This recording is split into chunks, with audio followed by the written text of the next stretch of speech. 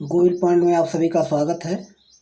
और आज मैथ का एक प्रैक्टिस सेट है जो कि अभी रिसेंटली में जो एसएससी जीडी का एग्ज़ाम हुआ उसी का ये 24 तारीख का किसी शिफ्ट का है।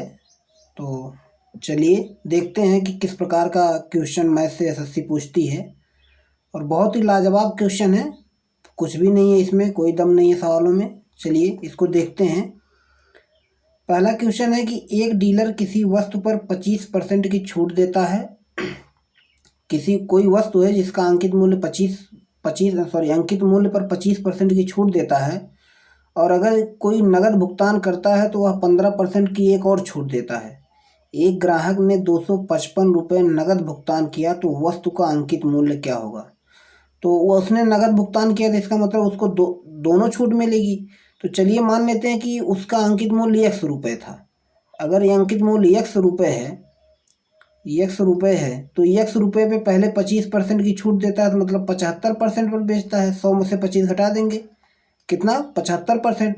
और वह नगद भुगतान करता है तो उसको 15% की एक और छूट मिलती है, अर्थात वह कितने में बेचता है, 85% पे बेचता है, 85/100। और ये किसके बराबर दे रखा है, 255 के।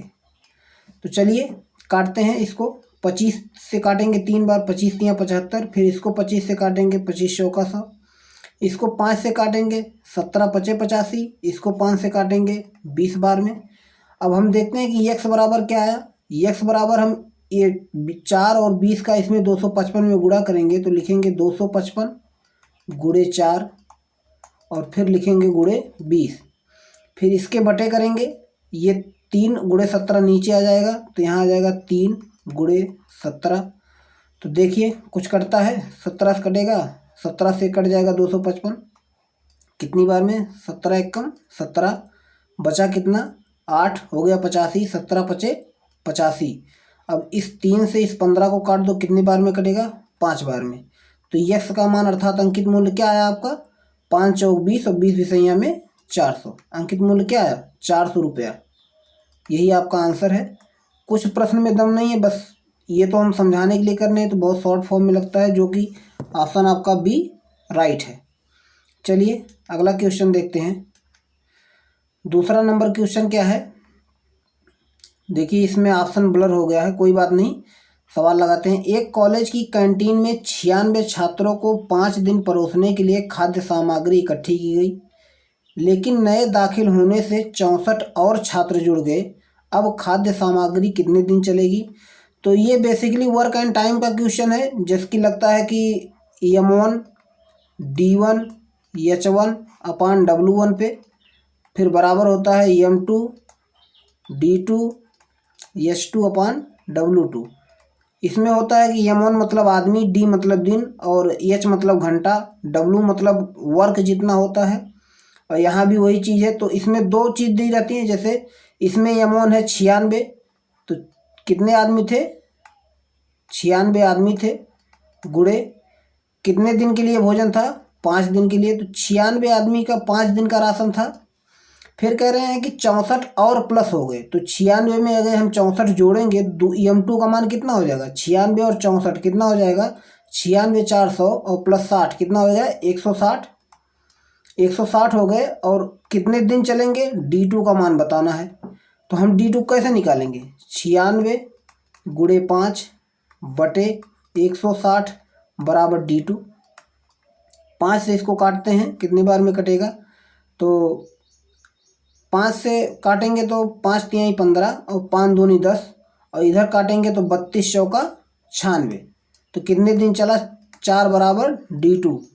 D2 का मान कितना आया, 4 दिन, जो कि ऑप्शन ए दिख रहा है, 4 दिन इसमें दिया गया है। चलिए अगला क्वेश्चन, तीसरा नंबर देखते हैं। तीसरे में भी थोड़ा थोड़ा कट है। चलिए देखते हैं कि राम और लक्ष्मण एक कार्य को क्रमशः 15 और 20, ये 20 दिन है, यहाँ ये 20 दिन लिखा हुआ है। राम और लक्ष्मण एक कार्य को क्रमशः 15 और 20 दिन में कर सकते हैं। तो चलिए यहाँ राम है, यहाँ लक्ष्मण है, ये 15 दिन में कर सकते हैं, ये 20 दिन में कर सकते हैं। कह रहा है यदि भरत, राम और लक्ष्मण, एक भरत भी है, भरत है, राम है, लक्ष्मण है, यदि मिलकर कार्य करते हैं तो वे एक कार्य को 5 दिन में, अर्थात तीनों मिलकर कितने दिन में करेंगे, 5 दिन में। तो हम इसका एलसीएम लेंगे, 15, 20 और 5 का एलसीएम कितना आ जाएगा, 60। तो 15 चौका 60, 20 तिहाई 60 और 5 से 12 बार। तो देखें इसमें राम और लक्ष्मण दोनों हैं, तो अगर हम इसमें भरत का इफिशियंसी निकालें, यदि भरत की कार्य क्षमता निकालें कितना आएगा, भरत राम और लक्ष्मण में से यदि राम और लक्ष्मण को हम घटा दें तो भरत का आ जाएगा। तो भरत राम और लक्ष्मण का कार्य क्षमता कितना है, 12, और राम और लक्ष्मण का कितना हो जाएगा, 4 और 3 7। तो 12 माइनस 7 के बराबर क्या आएगा, 5। भरत की क्षमता कितनी आ गई, 5। टोटल काम कितना है, टोटल काम है 60, और भरत एक दिन में 5 काम करता है, तो 60 काम कितना दिन में करेगा, 12 दिन में। और यही प्रश्न पूछा है कि भरत को कार्य समाप्त करने में कितना दिन लगेगा, तो 12 दिन में भरत जो है काम को 12 दिन में समाप्त कर देगा, जो कि आपका ऑप्शन नंबर डी में दिया गया है। चलिए अगला क्वेश्चन देखते हैं। अगला चौथा नंबर क्वेश्चन क्या है, एक बाइक सवार 100 किलोमीटर की दूरी 75 किलोमीटर प्रति घंटे की चाल से तय करता है। औसत चाल 90 किलोमीटर प्रति घंटे प्राप्त करने के लिए बाइक सवार को अगले 1 घंटे तक किस चाल से चलना होगा। तो औसत चाल का सूत्र क्या होता है, औसत चाल बराबर एवरेज स्पीड बराबर कुल दूरी बटे कुल समय। तो कह रहा है कि अगले 1 घंटे, इसका मतलब हमें 100 किलोमीटर जो दूरी है वो 75 की चाल से चलता है, तो किसको कितना समय लगेगा, दूरी बटे चाल बराबर समय। तो 25 से काटेंगे, 25 तियां 75 और 25 चौका 100, कितना टाइम लगा, 4/3 घंटे इसको टाइम लगे 100 किलोमीटर की दूरी तय करने में। कह रहा है कि अगले 1 घंटे, तो इसका मतलब टोटल समय कितना हो गया, 1 सही 4/3। हम 4/3 में 1 घंटा को प्लस करेंगे, कितना हो जाएगा, 4 एकम 4 और 3 एकम 3 और 4 7, 7/3 घंटा उसको टोटल चलना है। कितने की चाल से चलता है, 90 की चाल से। वह कितनी दूरी तय करेगा, तो इसको जब हम काटेंगे, ये हम दूरी निकाल रहे हैं कि वह 90 की चाल से इतने घंटे में कितनी दूरी तय करेगा। तो यहाँ आएगा 30 तिहाई 90, तो 3 सत्ते 200, मतलब 30 सत्ते 210, 210 किलोमीटर दूरी जो है वह 90 की चाल से तय करेगा, क्योंकि 100 किलोमीटर की दूरी 75 की चाल से वह इतने समय में तय किया। फिर कह रहा है कि अगले 1 घंटे, तो इस समय में हम 1 घंटा और जोड़ देंगे, तो कितना आएगा, 7/3 घंटे, और 7/3 घंटे के हिसाब से वह 90 किलोमीटर प्रति घंटे की चाल से चलेगा, तो 210 किलोमीटर दूरी तय करेगा। तो उसने कितनी दूरी अधिक तय की, तो 210, और 100 किलोमीटर तो 75 की चाल से चला, तो कितनी दूरी तय की, 110 किलोमीटर वह अधिक दूरी तय कर चुका। और यह कितने समय में किया, तो प्रश्न में दिया है कि अगले 1 घंटे, तो अर्थात 1 घंटे में किया। तो उत्तर कितना आया, दूरी बटे समय कितना आया, 110 किलोमीटर पर आवर।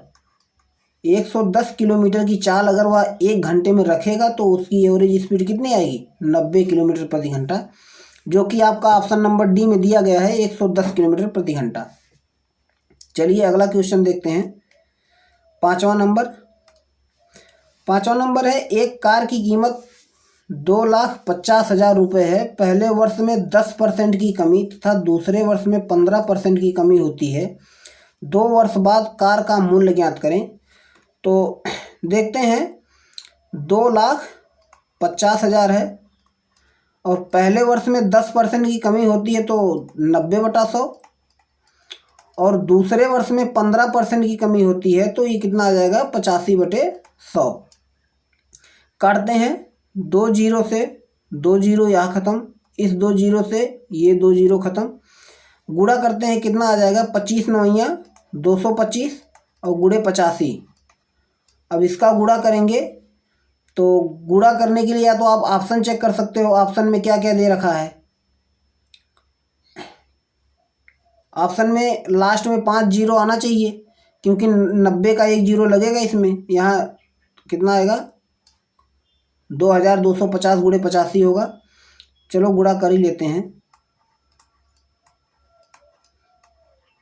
85 से गुणा करेंगे कितना आएगा, 5 शून्य शून्य, 5 पचे 25, 5 दूनी 10, 2 12, 5 दूनी 10 और 1 11, फिर 8 से गुणा करेंगे, 8 शून्य शून्य, 8 पच्चे 40, 8 दूनी 16, 4 20 और 8 दूनी 16 और 2 18, कितना आ गया 0 5 2 1 9 1, 1,91,200, कितना आ गया 1,91,250 रुपये। 2 साल बाद इसका रेट क्या होगा, 1,91,250 रुपये, जो कि ऑप्शन नंबर सी है आप लोगों का। चलिए अगला क्वेश्चन देखते हैं। छठा नंबर क्या है, एक कंपनी में 100 कर्मचारियों का औसत भार 62 किलोग्राम है और शेष 25 कर्मचारियों का औसत भार 52 किलोग्राम है, तो कंपनी के सभी कर्मचारी का औसत भार क्या होगा। तो औसत जहाँ भी आएगा औसत भार बराबर क्या होगा, कुल वजन बटे कुल कर्मचारी।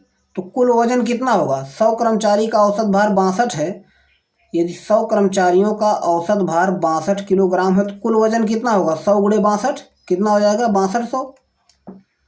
और अगर 25 कर्मचारी और हैं जिनका औसत भार कितना है 52, तो इनका कुल वजन कितना होगा, 25 गुणे 52, तो 25 दूनी 50 और 25 पच्चे 125 और 5 कितना हो जाएगा 130।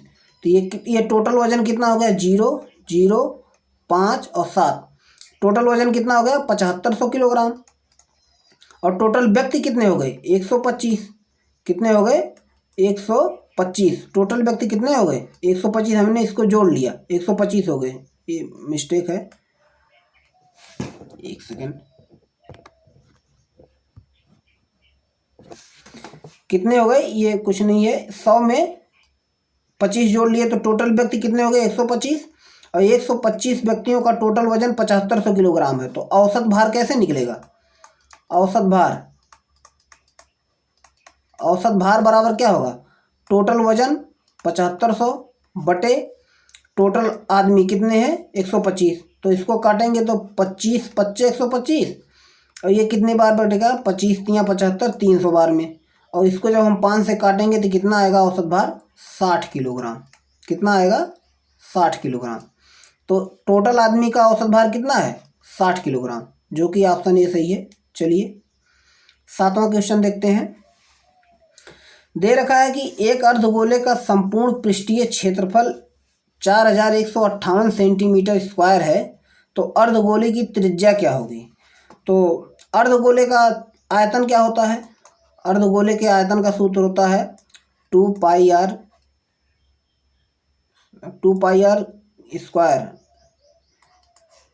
सॉरी 2 पाई आर क्यूब है, मिस्टेक है, देख लीजिएगा आप लोग क्या होता है। चलिए अर्धगोले का होता है, नहीं इसका हाँ 2 पाई आर क्यूब होता है, आयतन क्या होता है 2 पाई आर क्यूब। और संपूर्ण पृष्ठीय क्षेत्रफल क्या होता है, संपूर्ण पृष्ठीय क्षेत्रफल ये होता है 3 पाई आर स्क्वायर। और प्रश्न में दे रखा है कि पाई बराबर 22/7 का उपयोग करें, तो 3 पाई आर स्क्वायर बराबर कितना दे रखा है 4158।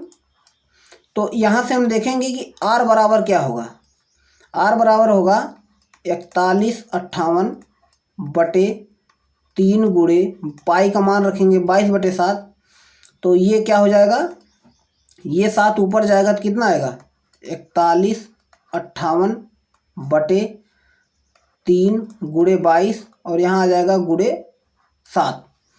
तो हम इसको काटेंगे 11 से काटें, 11 दूनी 22, यहाँ काटेंगे 11 तियाँ 33, बचा कितना 8 हो गया 85, 11 सते 77, कितना बचा 8, 11 अठे 88। अब इसको काटते हैं, 3 दूनी 6 हो गया नीचे ना, तो हम 6 से इसको डायरेक्ट काट देते हैं, ये कितना आएगा 6 छवा के 36, कितना बचा 1 और 6 तिरिक 18। तो आर स्क्वायर बराबर कितना आया 7 तिरिक 21 और 7 छक 42, 42 और 2 44, कितना आ गया 441।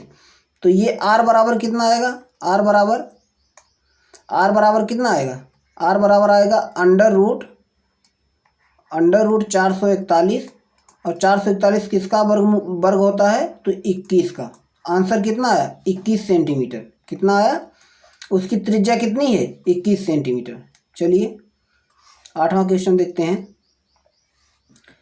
ये सरलीकरण का सवाल है, तो देखते हैं। सरलीकरण में सबसे पहले हम किसको हल करेंगे? बोर्ड मास का नियम इसमें प्रयोग होता है। कौन सा? बोर्ड मास। सबसे पहले ब्रैकेट, फिर ऑफ, फिर उसके बाद भाग, फिर गुणा, फिर जोड़, फिर घटाना। तो हम सबसे पहले ब्रैकेट में भी 3 ब्रैकेट होते हैं, बड़ा ब्रैकेट, छोटा ब्रैकेट, मझला ब्रैकेट। तो सबसे पहले छोटा ब्रैकेट, फिर मझला ब्रैकेट, फिर बड़ा ब्रैकेट हल करेंगे। तो हम लोग सबसे पहले छोटा ब्रैकेट हल करते हैं। छोटे ब्रैकेट में क्या है कि 1 - 0.6 है। जब हम इसको माइनस करेंगे तो कितना आएगा? 0.4 आएगा। यहाँ कितना हो गया? 0.4। अब मझले ब्रैकेट में घुसेंगे तो वो क्या है? 1/5 प्लस 0.4 है। तो इस 0.4 को हम क्या लिख सकते हैं? या हम इसको ऐसे तिर्यक गुणा करके जोड़ देते हैं तो कितना हो जाएगा? 1 प्लस, जब आप इसका 5 का गुणा 0.4 में करेंगे कितना आएगा? 2। कितना आएगा? 2। 5 चौक 20, एक अंक बाद दशमलव लगे तो बचेगा 2। कितना आ गया? 3। अब बड़ा मझला ब्रैकेट खत्म हो गया। अब क्या आ गया? 1/8 माइनस क्या है? 3 है। तो 1/5, हाँ यहाँ आएगा 5, सॉरी यहाँ 3/5 आएगा। ये गुणा करने के बाद कितना आएगा? 3/5, क्योंकि यहाँ ये 5 नीचे रह जाएगा। तो कितना आ गया? यहाँ आ गया 5। अब इसको जब हल करेंगे तो क्या आएगा? इसका एलसीएम ले लेते हैं, 40 हो जाता है। इस 8 से 40 में भाग करेंगे कितनी बार जाएगा? 5 बार। माइनस का चिन्ह लगाएंगे। ये जो 5 आया उस 5 का गुणा हम अंश में कराते हैं। फिर हम इस 5 से 40 में भाग देंगे, कितनी बार जाएगा? 8 बार। और इस 8 का गुणा हम 3 में कराएंगे, 8 × 3 = 24। तो कितना आ गया? यहाँ आ गया -19/40। आंसर क्या आया? -19/40, जो कि ऑप्शन नंबर सी है। चलिए, इसमें सबसे बड़ी बात है कि आपको बोर्ड मास के नियम के अनुसार चलना पड़ेगा। 9वां क्वेश्चन देखते हैं। एक व्यक्ति अपनी मासिक आय का 25% बचत करता है। उसकी आय में 20% की वृद्धि के कारण उसका व्यय भी 20% बढ़ जाता है। वह हर महीने 1500 रुपये की बचत करता है, तो उसकी मूल मासिक आय क्या है? चलिए हम मान लेते हैं कि उसकी मासिक आय 100 रुपये है। ये आय है। आय बराबर क्या होता है? आय बराबर खर्च प्लस बचत। अर्थात आपकी इनकम क्या होगी? जितना आप खर्च करते हैं और जितना आप बचाते हैं, दोनों जोड़ दो तो आपकी आय के बराबर आ जाएगा। तो मानते हैं कि वह उसकी 100 रुपये आय थी और वह 25% बचाता है, तो 100 का 25% कितना आएगा? 25 रुपये। इसका मतलब कि वह 25 रुपये बचाता है तो खर्च कितना करता है? 75 रुपये। कह रहा है उसकी आय में 20% की वृद्धि। अगर 100 में 20% की वृद्धि होगी तो कितना हो जाएगा? 120। 120 रुपये उसकी आय हो गई और उसका व्यय भी 20% बढ़ गया। उसका व्यय कितना है? 75 रुपये। खर्च कितना? 75 रुपये। जब हम 75 को 20% बढ़ाएंगे तो कितना हो जाएगा? 75 × 120/100। काटेंगे 25 × 75, 25 चौका 100, और 4 से 120 को काटेंगे 30 बार में, कितना कटेगा? 30 × 3 = 90। इसकी आय कितनी आ गई? सॉरी, खर्च। अब यह 120 रुपये जब इसकी आय हुई तो यह खर्च 90 रुपये करने लगा। तो यह बचत कितने रुपए कर रहा है? 30 रुपये। हम इसमें से इसको घटाएंगे, बचत क्या आ गई? 30 रुपये। हमारे हिसाब से बचत कितनी है? 30 रुपये। प्रश्न में कितना कह रहा है? 1500 रुपये बचाता है। तो एक किसके बराबर होगा? 500 के, सॉरी 50 के। एक किसके बराबर होगा? 50 के। एक का मान 50 आ गया। कह रहा है कि उसकी मूल मासिक आय क्या है? तो हमने मासिक आय मूल क्या मान रखी है? 100 रुपये। तो 100 का मान कितना होगा? 100 × 50 बराबर 5000। उसकी मूल मासिक आय कितनी रुपये थी? 5000 रुपये, जो कि ऑप्शन डी में ऑप्शन रखा है। चलिए, ये एकदम यही है एसएससी जीडी का। पता नहीं क्या कैसे कैसे प्रश्न आते हैं एकदम नॉर्मली से। ये एक प्रश्न है, थोड़ा इसमें दिमाग लगता है। नीचे दिए गए प्रश्नों में इस जो चिन्ह रखा, चिन्ह को सही गणितीय चिन्हों में परिवर्तित करें ताकि समीकरण संतुलित हो जाए। तो इसमें जो 4 ऑप्शन में चिन्ह रखे गए हैं, इन चिन्हों को क्रमवार यहाँ रखना है और बराबर 30 लेके आना है। यहाँ भी बोर्ड मास का नियम फॉलो होता है। तो चलिए देखते हैं, यदि हम पहला रखते हैं, पहला क्या है 172, तो पहला चिन्ह क्या आएगा भाग, उसके बाद आएगा 86, फिर आएगा माइनस, उसके बाद आएगा 14 और फिर आएगा +2 बराबर 30। क्या ये 30 आ रहा है? सबसे पहले भाग को हल करेंगे तो 86 दूना 172 आ गया और उसके बाद जोड़ेंगे 14 2 16 आ गया, 16 माइनस 2 आ गया, तो 16 माइनस 2 बराबर कितना आ रहा है -14, जो कि ये नहीं मान्य है। तो इसका मतलब ए ऑप्शन, इस ऑप्शन से काम नहीं चलेगा। अब अगला ऑप्शन यूज करते हैं। दूसरा ऑप्शन क्या है 172 है, हम भाग रखेंगे, भागे 86, फिर प्लस रखेंगे +14, फिर गुणे रखेंगे 2 और बराबर 30, देखते हैं आता है कि नहीं। सबसे पहले भाग को हल करेंगे, 86 दूना 172, फिर +14 और गुणे 2 बराबर 30। अब क्या करेंगे, अब गुणा को हल करेंगे, 14 दूनी 28 और +2 बराबर 30, तो 30 बराबर 30। इसका मतलब कौन सा ऑप्शन सही होगा? दूसरा ऑप्शन। कौन सा ऑप्शन? ये दूसरा ऑप्शन आप लोगों का सही है। चलिए अब आगे चेक करने की ज़रूरत नहीं है, जो दूसरे में ही मिल गया। चलिए 11वां क्वेश्चन देखते हैं। किसी वस्तु के मूल्य में 10% की कमी की जाती है, लेकिन वस्तु की दैनिक बिक्री में 20% की वृद्धि की जाती है, तो दैनिक बिक्री प्राप्तियों पर शुद्ध प्रभाव क्या है? तो इस प्रश्न को चलिए बहुत आसान है, अनुपात से लगाते हैं। 10% है, 10% की जब हम भिन्न बनाएंगे कितना आएगा 1/10। तो कह रहा है कि 10% की कमी होती है, अर्थात पहले 10 रुपये था, अब 1 रुपये कम होकर कितना हो गया 9 रुपये हो गया। इसी प्रकार से 20% की जब हम भिन्न बनाएंगे 20/100 कितना आएगा 1/5, 20 से कम 20, 20 25 100, 1/5 आ गया। और कह रहा है वृद्धि होती है, अर्थात पहले 5 रुपये था तो अब 1 रुपये बढ़ के कितना हो गया 6 रुपये हो गया। अब टोटल देख लेते हैं, इसका गुणा कराएंगे, 10 पचे 50, 9 छक 54। पहले 50 रुपये था, अब 54 रुपये हो गया। कितना रुपया बढ़ा? 4 रुपया बढ़ा। 4 रुपये किस पे बढ़ा? तो परसेंटेज वृद्धि का सूत्र होता है कि वृद्धि गुणे 100 बटे प्रारंभिक मान। प्रारंभिक मान क्या है 50, तो हम 50 से 100 को काटेंगे, कितनी बार में कटेगा 2 बार में, तो 4 दूनी 8। उत्तर कितना आ गया 8% की क्या है वृद्धि है, 8% की वृद्धि है। चलिए अगला क्वेश्चन देखते हैं। अगला क्वेश्चन क्या है, राकेश 2530 रुपये प्रत्येक पर 2 घड़ियां बेचता है।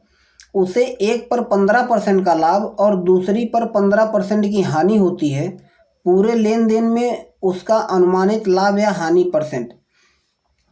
चलिए ये 2530 रुपये से हमें कोई मतलब नहीं है, क्योंकि परसेंटेज में लाभ हानि पूछा है तो हम अनुपात से ही लगाते हैं। तो 15% की भिन्न क्या होगी 15/100, हम 5 तिहाई 15, 5 से 20 बार। तो क्या है पहली बार लाभ हो रहा था, अर्थात 20 रुपये की सामान लेके आया, बेचा कितने में 23 रुपये में।